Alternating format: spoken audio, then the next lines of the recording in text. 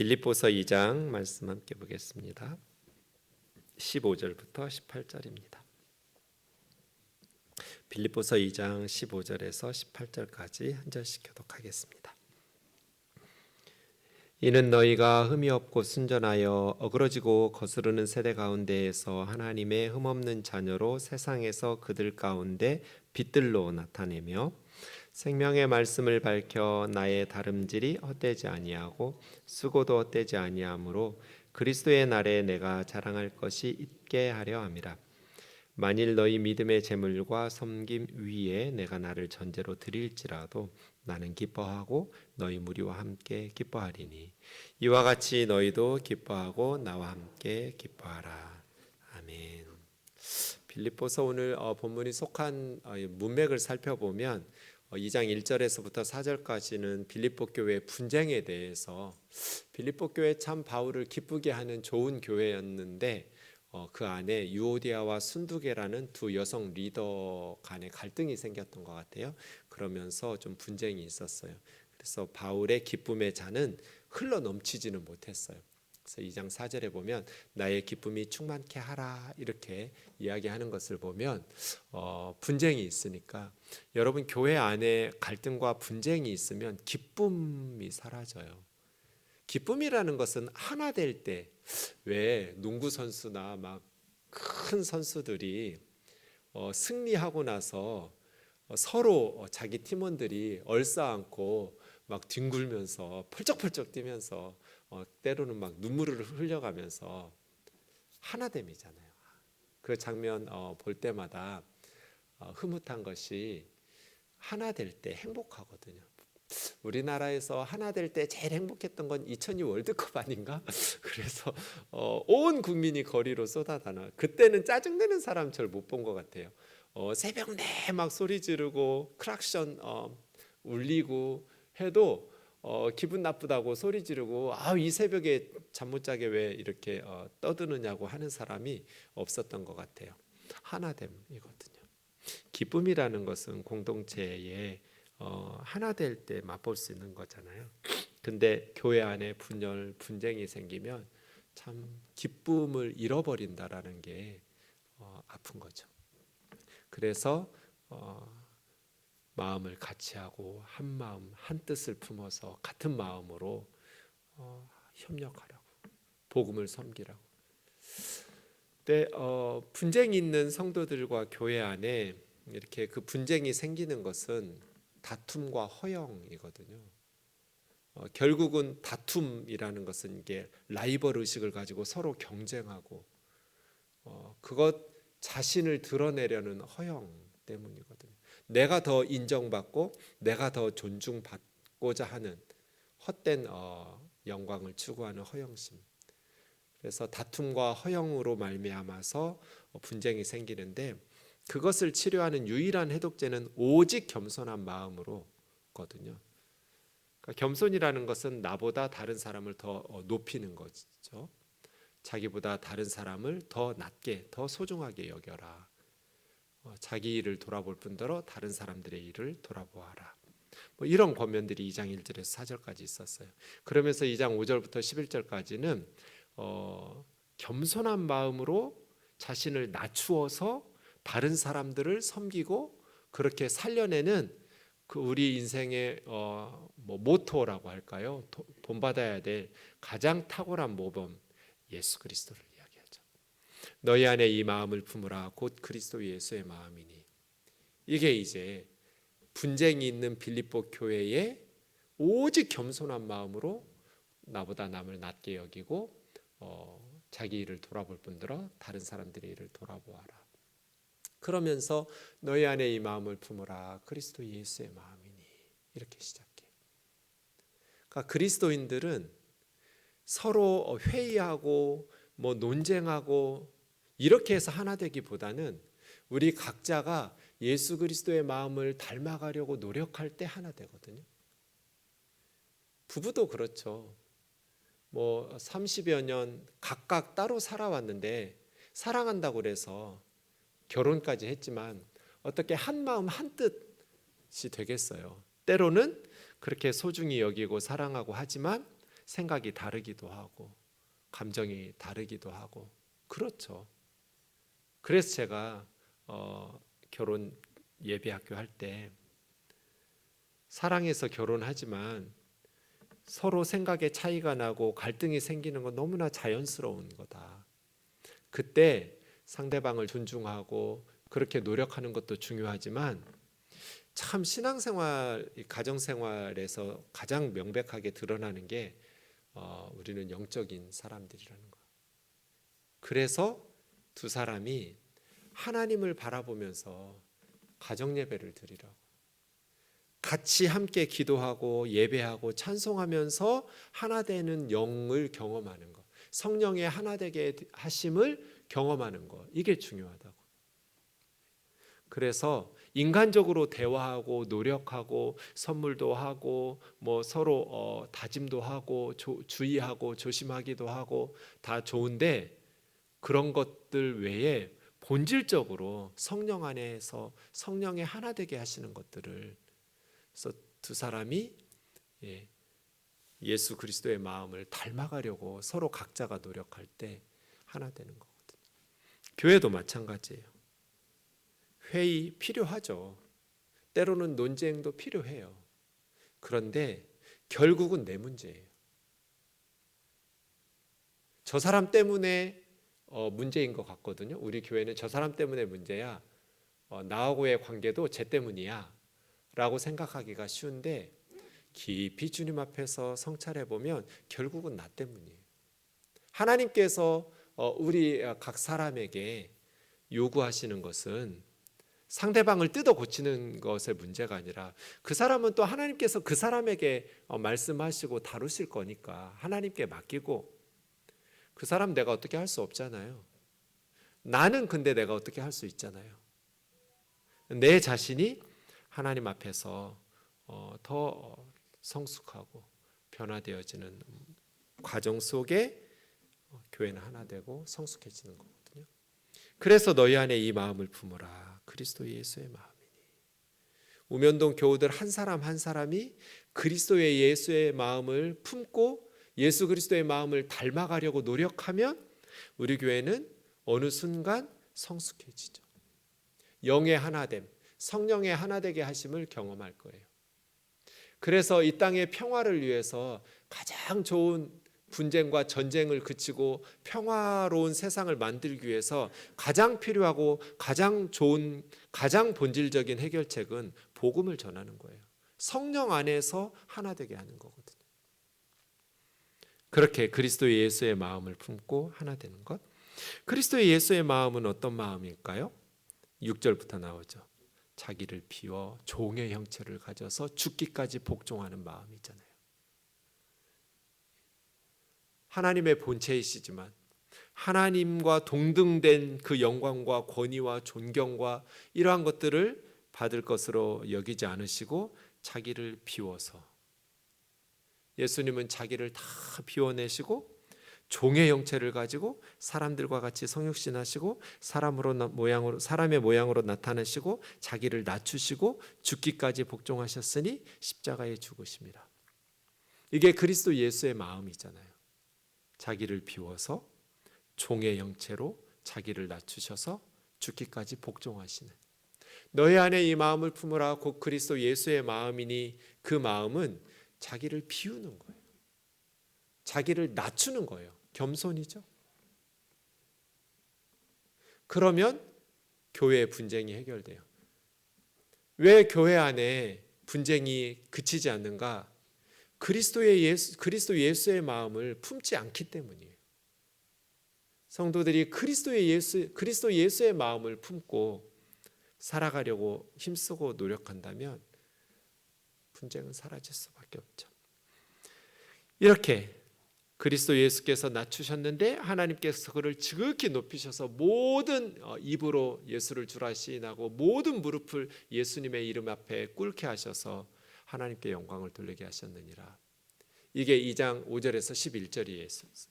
예수 그리스도의 낮아지심과 하나님께서 높여주신 예수 그리스도의 삶의 모델, 예수 그리스도의 삶을 근거로 이제 12절 보면 그러므로 하거든요. 그러면서 바울 이야기를 18절까지 하고 19절부터는 디모데 이야기를 하고 25절부터는 에바브로디도 이야기를 해요. 이것은 그리스도 예수의 마음을 품고 살아가는 실예들이에요. 그러니까 바울은 이런 식이죠. 예수 그리스도의 삶을 근거로 성도들의 삶과 신앙을 권면해요. 우리가 크리스찬이라면 그리스도 예수의 삶을 보고 우리는 예수 그리스도를 닮아가야 하잖아요. 예수 그리스도의 마음을 가지고 예수 그리스도를 닮아가는 실제 사역자들의 모습을 바울과 디모데와 에바브로디도에게서 배우는 거죠.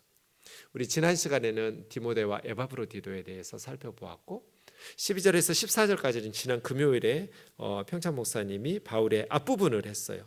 뒷부분이 이렇게 새벽 기도회도 없고 해서 오늘 잠깐 함께 새해 들어 첫 수요 기도회에 바울의 예를 좀 보려고 해요. 그러므로 이 말은 뭐예요? 그 앞에 5절에서 11절까지 그리스도의 마음을 품으라고 하면서 그리스도가 어떤 마음으로 세상에서 살았는가? 예수님이 어떤 심정을 가지고 성육신 하셨는가? 하나님의 본체시지만 하나님과 동등되게 존경받고 영광 받으시려고 세상에 오지 않고 자기를 다 비워내시고 종의 형체를 가져서 사람들을 섬기려고 인자에 옮겨 쓴 섬김 받으려 함이 아니라 섬기려고 왔다. 자기 목숨까지 대속물로 주려고 왔다. 예수님이 세상에 오실 때 작정하고 오셨거든요. 섬기겠다고. 하나님의 본체이신 예수님이 자신을 다 비우고 세상에 오셔서 섬기기로 작정하고, 여러분 교회 나올 때 섬기기로 작정하고 오시면 상처받을 일이 없잖아요. 자기를 비우지 못하고 교회 나오니까 상처를 받죠. 상처를 주면 노 땡큐 하고 거부를 하시지 뭐하러 받아요? 뭐 좋은 거라고. 나 상처받았어. 저 웃으면서 농담하듯이 말해요. 그 뭐 좋은 거라고 받고 그러세요. 상처를 왜 받아요? 내가 비우지 못했기 때문이에요. 교회는 섬김 받으려고 오는 게 아니에요. 계급장 다 띄고 와야 돼요. 내가 세상에서 지위와 학벌과 직업과, 아니요. 예수님이 세상에 오실 때 계급장 띄고 오셨잖아요. 하나님의 본체이신데 하나님과 동등되게 여기게 그런 마음이 없으셨어요. 자기를 다 비워내고 종의 형체로 오셔가지고 죽기까지 복종하시고 하나님의 뜻을 이루겠다고. 인자에 온 것은 섬김 받으려고 온 거 아니다. 섬기려고 왔다. 오셔서 우리를 위해서 죽도록 섬기시다가 생명까지 십자가에 바치시. 우리 예수 믿는 사람들은 그런 예수님을 믿는 사람들이잖아요. 그래서 바울은 너희 안에 이 마음을 품으라. 그리스도 예수의 마음이니. 예수 그리스도의 삶을 통해서 성도들의 삶이 어떠해야 되는지를 교훈하고 권면하는 거죠. 그런 그리스도 예수의 마음을 본받아서 살기 위해서 노력하고 애쓰는 복된 2024년이 되기를 주의 이름으로 축원합니다. 그럼 바울이 어떻게 그리스도 예수의 마음을 품었는지 보세요. 그러므로 나의 사랑하는 자들아, 너희가 나 있을 때뿐 아니라 더욱 지금 나 없을 때에도 항상 복종하여, 예수님께서 죽기까지 복종하신 것처럼 그리스도인들도 항상 복종하여. 이건 뭐 바울에게 복종하라는 거 아니죠. 하나님께 복종하라는 거죠. 예수님이 하나님께 복종하신 것처럼, 죽기까지 복종하신 것처럼 우리도 하나님께 항상 복종해야죠. 그리스도 예수의 마음은 하나님의 뜻에 복종하는 마음이에요. 항상 하나님께 복종해라. 두렵고 떨림으로 너희 구원을 이루라. 너희 안에서 행하시는 이는 하나님이시니 자기 기쁘신 뜻을 위하여 너희에게 소원을 두고 행하게 하시나니 모든 일에 원망과 시비가 없이 하라. 여기까지는 지난 금요일에 우리 목사님 통해서 주셨어요. 자, 오늘 15절부터 보겠습니다. 이는 원망과 시비가 없이 항상 복종하여 너희 구원을 이루고 그리스도 예수의 마음을 품고 살아가야 되는 이유는 그런 뜻이죠. 항상 복종하여 하나님의 뜻을 이루어가야 될 이유가 두 가지예요. 15절과 16절에 보면 하나는 너희가 흠이 없고 순전하여 어그러지고 거스르는 세대 가운데 하나님의 흠없는 자녀로 세상에서 그들 가운데 빛들로 나타내며 어두운 세상에 빛으로 나타나야 되기 때문에 왜 우리가 하나님께 항상 복종하면서 원망과 시비가 없이 주님을 섬기면서 살아야 되는가? 비뚤어지고 왜곡된 이 어두운 세상에 빛으로 나타나는 삶을 살아야 되기 때문에 두 번째는 생명의 말씀을 밝혀 나의 다름질이 헛되지 아니하고 쓰고도 헛되지 아니하므로 그리스도의 날에 내가 자랑할 것이 있게 하려 함이라. 바울이 주님 앞에 섰을 때 자랑할 것이 있게 하기 위하여 이거죠. 이렇게 두 가지 목적으로 설명하고 있어요. 바울이 빌립보 교회 성도들에게 너희가 그리스도 예수의 마음을 품고 예수님께서 죽기까지 복종하시면서 하나님의 뜻을 이루셨던 것처럼 자신을 낮추시고 그렇게 우리를 죄인인 우리들을 섬겨주셔서 우리를 살리신 것처럼 우리도 항상 그리스도의 마음을 품고 우리를 복종시키면서 하나님의 뜻을 이루면서 불평과 원망 없이 살아야 되는 것은 하나님의 흠없는 자녀로 세상에서 빛이 되어야 되기 때문에 우리는 하나님 자녀잖아요. 아무리 내가 10달 동안 내 뱃속에 품고 있다가 목숨 걸고 낳은 자녀도 내 뱃속에서 나온 내 새끼도 하루 종일 쫓아다니면서 불평과 원망만 쏟아낸다면 징그러울 것 같아요. 그죠? 우리는 하나님의 자녀잖아요. 하나님의 흠없는 자녀. 하나님의 자녀인데 맨날 원망과 시비를 가지고 투덜투덜 그냥 하나님 앞에 입만 열면 불평하고 원망하고 짜증내고 그러면 하나님도 굉장히 괴로우실 것 같아요. 원망과 시비가 없이 해라.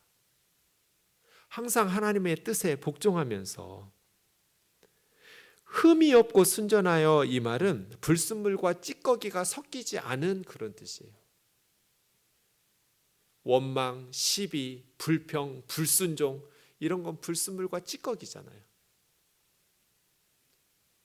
순전하고 흠이 없이 어그러지고 거스르는 이 말은 뒤틀리고 삐뚤어진 그런 뜻이에요. 이 세상은 하나님의 백성의 영적인 관점에서 볼 때 어그러지고 거슬러요. 하나님의 뜻을 거스르고 비뚤어지고 왜곡되고 뒤틀렸어요. 이런 세상 가운데서 우리는 하나님의 흠없는 자녀로 불평하고 원망하는 자녀로 사는 것이 아니라 하나님의 흠없는 자녀로 살아야죠. 그래서 이 세상에서 어그러지고 거스르는 이 세상에서 세상 사람들 가운데 빛들로 나타나며 빛으로 나타나야죠. 표준 세번역을 보시면 그 다음 화면에요. 그리하여 여러분은 흠이 없고 순결해져서 구부러지고 뒤틀린 세대 가운데 하나님의 흠없는 자녀가 되어야 합니다. 그러면 여러분은 이 세상에서 별과 같이 빛날 것입니다. 그러니까 그리스도인들은 세상이 썩었다고 불평하고 어둡다고 원망하고 끝나면 안 되죠. 어두움은 빛이 등장하는 순간 사라지잖아요. 교회가 부패하고 썩었다고 원망하고 목사들 탓하고 기성세대들 욕하고 거기서 끝나면 안 돼요. 어두움은 빛이 드러나면 사라지게 돼 있어요. 그래서 이 세상이 악하다고 그냥 포기하고 악한 세상에 동화돼서 살지도 말고 악하다고 손가락질하고 비판하면서 인생 낭비하지도 말고 빛들로 나타나라. 빛들로. 어두운 세상을 밝히는 빛으로 살아내라는 거예요. 그것이 그리스도 예수의 마음을 품고 살아가는 사람들이죠. 나는 우리 가정에서 빛인가? 나는 어두운 세상의 빛인가? 불평하고 원망하면서 그냥 하루하루 투덜거리면서 살고 있지는 않은가? 원망과 시비 없이 하라. 어그러지고 뒤틀린 세상에서 하나님의 흠없는 자녀로 빛으로 살아라. 이것이 우리가 그리스도 예수의 마음을 품고 항상 하나님의 뜻에 복종하면서 살아야 될 첫 번째 이유고요. 두 번째 16절에 보시면 생명의 말씀을 밝혀라고 했는데, 이 밝혀라는 단어가 사실은 제가 원어를 계속 조사해 봤는데 이게 밝힌다라는 뜻이 없어요. 오히려 이 단어는 굳게 붙잡는다는 뜻이에요.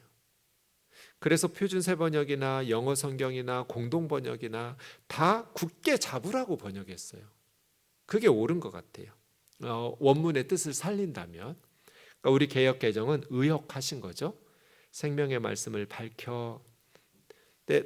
좀 더 원문의 의미를 살피면 생명의 말씀을 굳게 붙잡아라. 그래서 나의 다름질이 헛되지 아니하고 수고도 헛되지 아니하고 그리스도 예수의 날에 내가 자랑할 수 있도록. 바울은 지금 로마 감옥에서 그의 죽음이 점점 가까웠다라고 생각할 때 이제 점점 늙어갈수록 또 주님 앞에 서야 되는 것이 구체화되고 있단 말이에요. 그때 바울이 주님 앞에 섰을 때 그가 자랑할 게 뭘까요? 성도들과 교회잖아요. 그래서 여러분이 믿음으로 그리스도 예수의 마음을 품고 승리하면서 하나님의 생명의 말씀을 굳게 붙잡고 믿음으로 승리하면 바울의 선교와 그 다름질, 수고가 헛되지 않게 되고 주님 앞에서 자랑할 것이 있게 되겠죠. 이것이 복종의 두 번째 이유예요. 생명의 말씀을 굳게 붙잡으십시오. 그리하면 내가 다름질한 것과 수고한 것이 헛되지 아니하여서 그리스도의 날에 내가 자랑할 수 있을 것입니다. 바울은 주님 앞에 섰을 때 그가 주님 앞에 자랑할 것이 성도들이라고 생각했어요. 내가 기도 많이 하고 내가 예배 열심히 드리고 내가 봉사 열심히 하고 그것이 아니라 내가 주님 앞에 섰을 때 내가 자랑할 수 있는 것은 성도들이 믿음 생활 잘하는 것, 영적으로 승리하는 것. 데살로니가전서 2장 19절 20절 같이 읽겠습니다. 시작. 우리의 소망이나 기쁨이나 자랑의 면류관이 무엇이냐? 그가 강림하실 때 우리 주 예수 앞에 너희가 아니냐? 너희는 우리의 영광이요 기쁨이니라. 본문 16절하고 동일한 내용이죠. 그러니까 바울이 데살로니가 성도들에게 우리 선교사들의 소망이 뭐냐? 우리 선교사들의 기쁨이 뭐냐? 우리 선교사들의 자랑의 면류관이 뭐냐? 주님 강림하실 때 데살로니가 전서가 바울 서신 중에 맨 처음 쓰여진 편지거든요. 선교 초창기 때. 그래서 데살로니가 전후서를 쓸 때만 해도 바울은 주님이 재림하실 때 자기를 살아있는 쪽에 넣어요. 이제 바울 서신 후반부 서신들에 보면 주님 재림 전에 바울이 죽을 거라고 죽는 쪽에 집어넣어요. 초창기 언제인지 모르죠. 주님 재림이 언제인지 아무도 몰라요.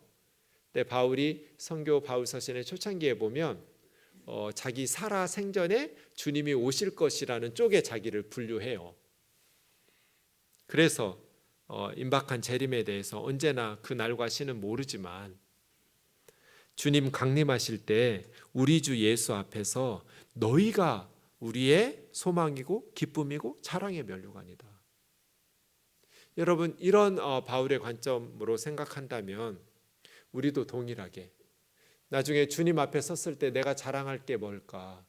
내가 소망을 가지고 나의 기쁨이 될 게 뭘까? 내가 복음을 전하고 말씀으로 양육해서 세워놓았던 성도들, 근데 한 사람도 전도한 적도 없고 말씀으로 양육한 적도 없고 죽어가는 영혼에 대해서 관심 가진 적도 없어요. 그냥 오로지 나와 내 가정과 세상에서 잘 사는 것에만 관심을 가졌다면 주님 앞에서 자랑할 게 뭐가 있어요? 한 달란트 맡은 사람 같은 거 아니에요? 주님이 주신 거 주님께 돌려드렸습니다.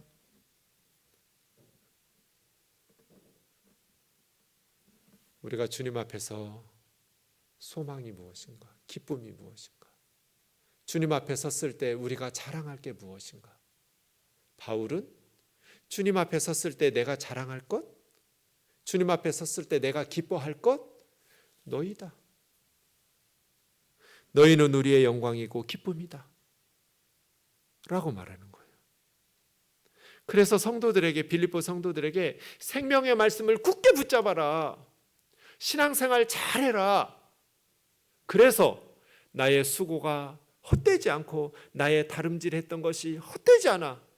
주님 앞에서 예수 그리스도의 날에 내가 자랑할 것이 있게 해라. 너희가 신앙생활 바르게 해야 내가 그리스도의 날에 주님 앞에 서는 그날에 자랑할 게 있지 않겠냐. 너희가 신앙생활 제대로 안 하면 나의 수고가 헛되고 나의 다름질한 것이 헛되지 않겠냐. 생명의 말씀을 굳게 붙잡아라. 그리스도 예수의 마음을 품고 어그러지고 삐뚤어진 이 세상에서 예수 그리스도의 제자답게 살아라. 하나님의 흠없는 자녀답게 살아라. 그래서 어두운 세상을 밝히는 빛과 같이 살아라. 저 사람은 정말 빛과 같은 사람이야. 저 사람은 정말 우리의 희망이고 역사의 희망이야. 우리 가정의 등불 같은 사람이야. 우리 교회의 등불 같은 사람이야. 우리나라의 등불 같은 사람이야. 그리스도 예수의 마음을 품고 항상 복종하면서 원망과 시비할 수밖에 없는 어그러진 세상에, 어두운 세상에 살면서도 예수님의 제자답게 묵묵히 자기 사명 감당하면서 하나님의 뜻에 복종하면서 충성스럽게 그 사명을 감당하면 하나님의 흠없는 자녀로 어두운 세상의 빛과 같은 존재의 그러한 인생이 아닐까요?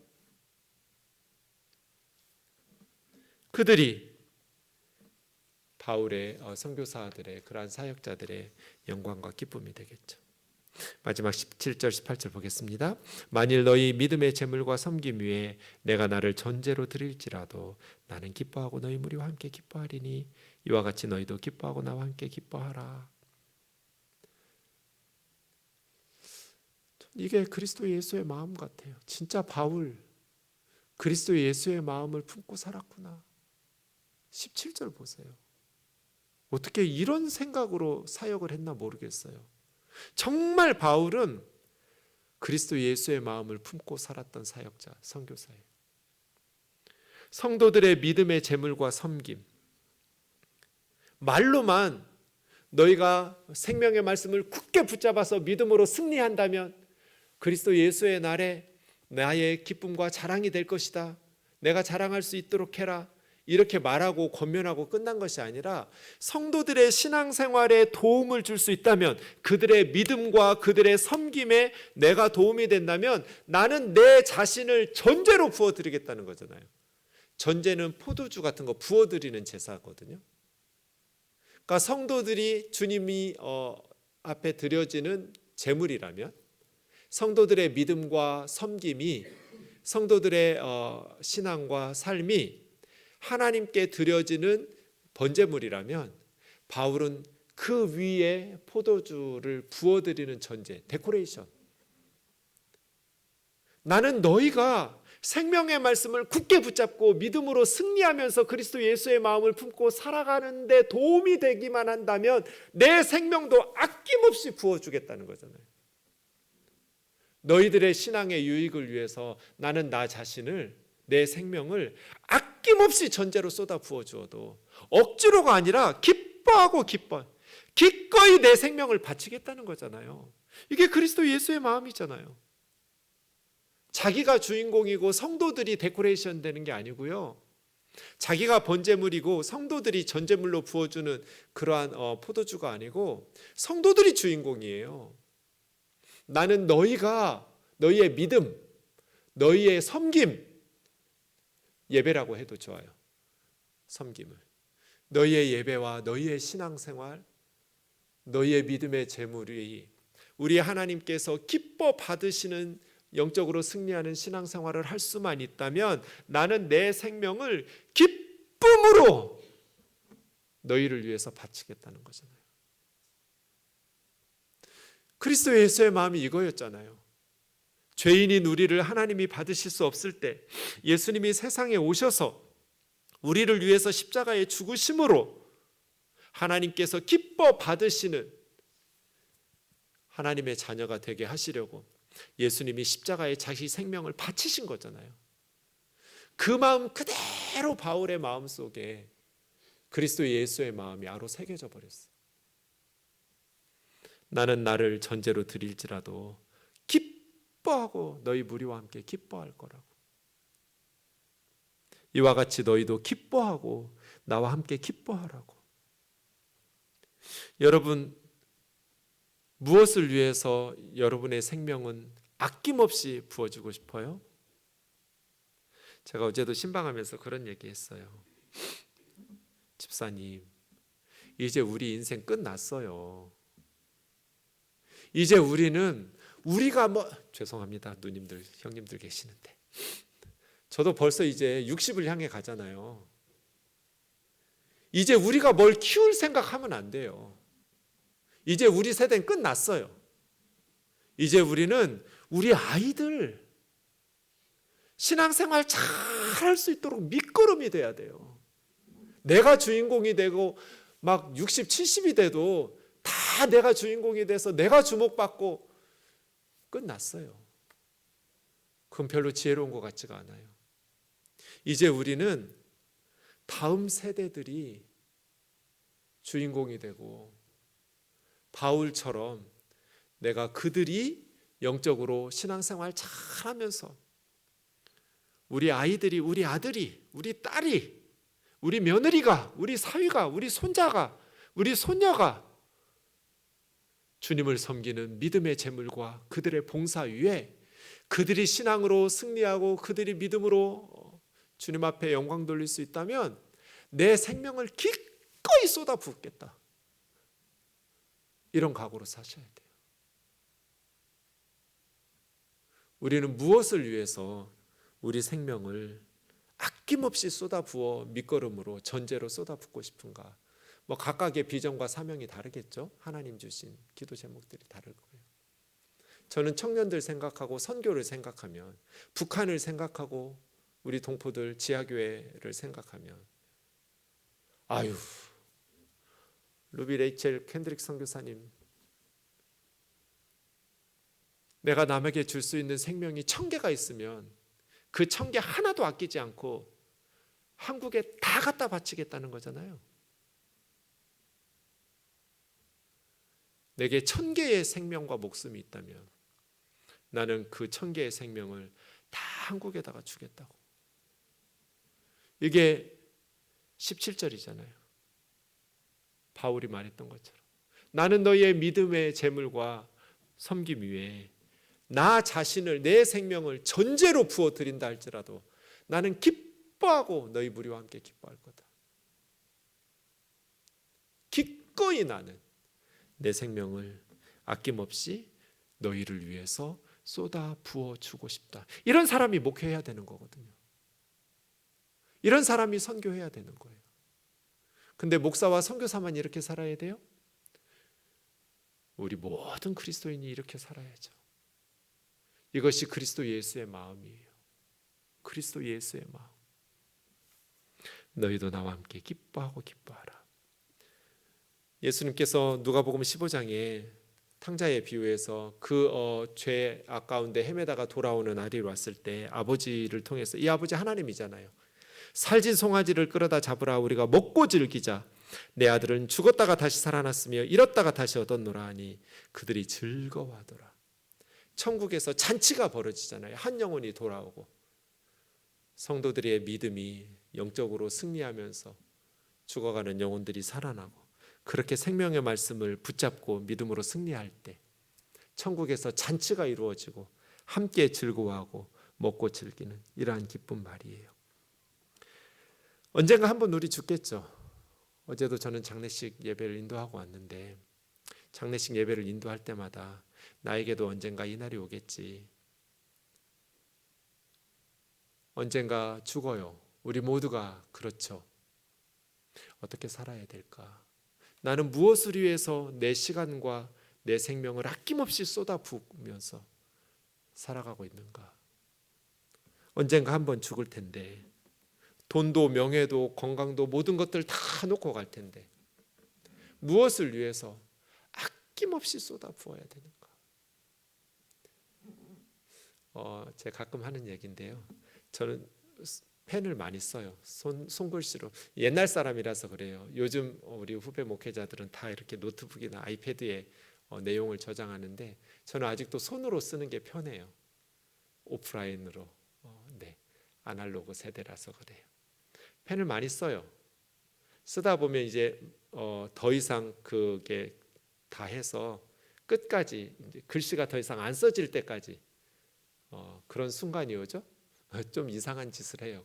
그럼 저는 그걸 버리죠. 그걸 버리는데 다 쓴 펜을 버리기 전에 저 혼자 언제나 딱 올려놓고 큰절을 해요. 볼펜한테. 펜한테 큰절을 딱 하고 무릎을 꿇어요. 그리고 주님 앞에 기도를 해요. 예수님, 저도 얘처럼 살게 해주세요. 마지막 한 방울까지 다 쏟아내고 내가 죽을 때 힘이 팔팔하게 살아남지 않게 해주세요. 교회를 위해서 주님의 나라를 위해서 마지막 한 방울까지 다 짜내서 쓰게 해주세요. 그리고 죽게 해주세요.